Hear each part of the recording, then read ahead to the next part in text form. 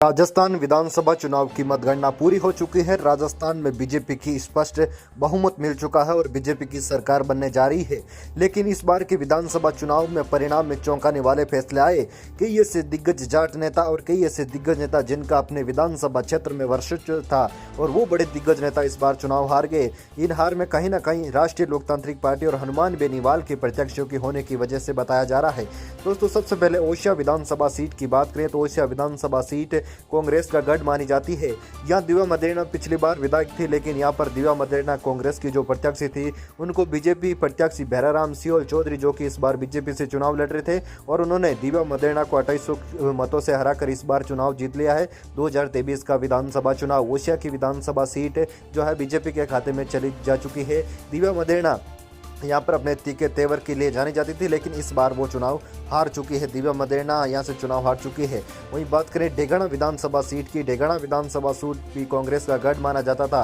रिचपाल सिंह मिर्धा का यहाँ काफ़ी वर्चस्व था और उनके वर्तमान में उनके बेटे विजयपाल मिर्धा यहाँ से विधायक थे, लेकिन इस बार 2023 के विधानसभा चुनाव में बड़ा उलटफेर हो गया। यहाँ पर इस बार बीजेपी के प्रत्याशी अजय सिंह किलक चुनाव जीत गए। विजयपाल मिर्धा यहाँ से चुनाव हार गए। डेगाना की विधानसभा सीट काफ़ी हॉट सीट मानी जाती थी, लेकिन यहाँ पर पूरी तरीके से समीकरण त्रिकोणीय मुकाबला बनने की वजह से, दुर्विकर्ण वोटों की वजह से होने से यहाँ बीजेपी को फायदा मिल गया और बीजेपी यहाँ से जीत गई। विजयपाल मिर्धा यहाँ से चुनाव हार गए। नागौर की विधानसभा सीट काफी हॉट सीट मानी जाती थी। नागौर की विधानसभा सीट पर भी इस बार चुनावी समीकरण बड़ा उलटफेर था।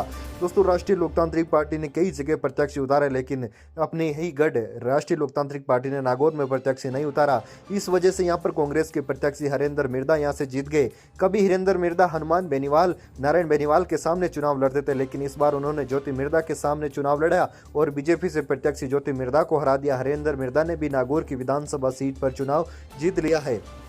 इस सीट की काफ़ी चर्चा थी, लेकिन यहाँ से हरेंद्र मिर्धा चुनाव जीत चुके हैं। वहीं बायतू की विधानसभा सीट काफ़ी हॉट सीट मानी जाती थी। यहाँ पर बायतू कांग्रेस के प्रत्याशी हरीश चौधरी और राष्ट्रीय लोकतांत्रिक पार्टी के प्रत्याशी उमेदराम बेनीवाल के बीच आखिरी वक्त तक कांटे की टक्कर थी, लेकिन आखिरी वक्त में हरीश चौधरी कांग्रेस के जो प्रत्याशी थे उन्होंने उमेदराम बेनीवाल को चुनाव हरा दिया है। पिछली बार भी विधानसभा चुनाव में भी हरीश चौधरी और उमेदराम बेनीवाल के काफ़ी नज़दीकी टक्कर थी, लेकिन इस बार ये अंतर 1000 से भी कम था और यहाँ पर कांग्रेस के प्रत्याशी हरीश चौधरी चुनाव जीत गए। इस विधानसभा सीट पर रिकाउंटिंग भी हुई, लेकिन यहाँ से हरीश चौधरी फाइनल औपचारिक रूप से चुनाव जीत चुके हैं। वहीं दोस्तों, बात करें इसी विधानसभा सीट की, एक युवा चेहरा 26 साल का युवा चेहरा रविंद्र सिंह भाटी, जो कि निर्दलीय पर्चा भरता है और इस बार उन्होंने अपना विधानसभा चुनाव लड़ा। कांग्रेस, बीजेपी और राष्ट्रीय लोकतांत्रिक पार्टी के बड़े दिग्गज नेताओं को चुनाव हराकर इस बार जो है रविंद्र सिंह भाटी ने राजस्थान की विधानसभा चुनाव में एक नया इतिहास लिख दिया है। रविंद्र सिंह भाटी जेएनयू यूनिवर्सिटी में भी निर्दलीय चुनाव जीते थे और इस बार भी उन्होंने यहाँ से सी विधानसभा सीट से निर्दलीय चुनाव जीतकर इतिहास रच दिया है।